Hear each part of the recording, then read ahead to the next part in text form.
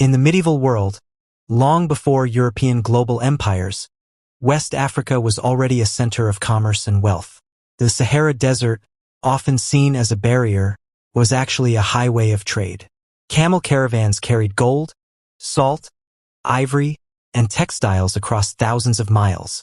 Before Mali rose, the powerful Ghana Empire dominated this trade network. Ghana grew wealthy by controlling gold fields and taxing merchants who crossed its territory. However, by the 12th century, internal conflicts and external invasions weakened Ghana. As its authority collapsed, smaller Mandinka kingdoms began competing for power. Out of this political chaos, a new force slowly began to rise: Mali. The true founder of Mali was Sundiata Keita, a figure remembered in epic oral traditions. According to legend, he was unable to walk as a child and faced humiliation and exile, but destiny turned in his favor. In 1235, at the Battle of Karina, Sundiata defeated his rival Semanguru Kante and united the Mandinka people. This victory officially established the Mali Empire. Sundiata reorganized governance, created alliances, and secured control of major trade routes. He understood that power did not only come from armies, it came from controlling commerce. By uniting the gold-producing regions under one authority, he laid the foundation for unimaginable wealth. Mali's strength was built on gold. During the 13th and 14th centuries, West Africa produced nearly half of the world's gold supply. Mines in Bambuk and Bure generated enormous riches. Gold traveled north through trans-Saharan caravans to cities like Cairo, where it entered Mediterranean and European markets. In return, Mali imported salt, horses, books, and luxury goods.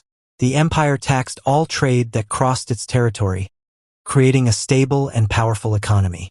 Gold nuggets belonged exclusively to the emperor, ensuring central control over wealth. This careful management transformed Mali into one of the richest states on earth. The empire reached its absolute peak under Mansa Musa, who ruled from 1312 to 1337. His name became legendary across Africa and the Islamic world. In 1324, he undertook a historic pilgrimage to Mecca, traveling with thousands of attendants and camels carrying tons of gold.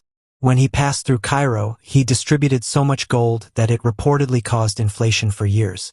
His journey introduced Mali to the wider world. European maps even began depicting an African king holding a golden nugget, symbolizing immense wealth. But Mansa Musa was not only rich, he invested in architecture, religion, and education, transforming Mali into a cultural powerhouse. Under Mansa Musa's patronage, the city of Timbuktu flourished as a center of learning. He financed mosques, libraries, and schools. The famous University of Sankore became one of the most respected centers of scholarship in the Islamic world.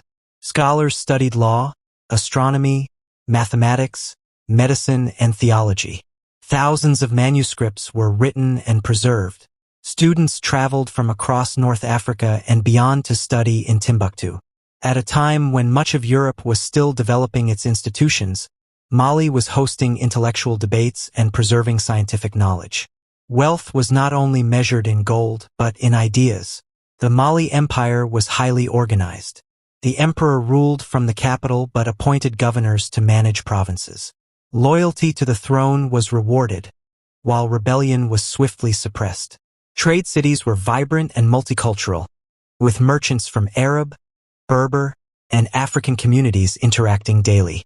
Islam influenced the elite and administration, but traditional African beliefs remained strong among the population. Farmers cultivated crops along the Niger River, artisans produced goods, and griots preserved history through oral storytelling. Mali was not a simple kingdom. It was a complex imperial system with structured governance, economic regulation, and cultural diversity. After Mansa Musa's death, the empire slowly weakened. Successors struggled to maintain unity across vast territories. Distant provinces rebelled. Trade routes shifted. Meanwhile, a new regional power, the Songhai Empire, began expanding. Songhai gradually seized control of key cities, including Timbuktu and Gao. By the 15th century, Mali had lost much of its former territory.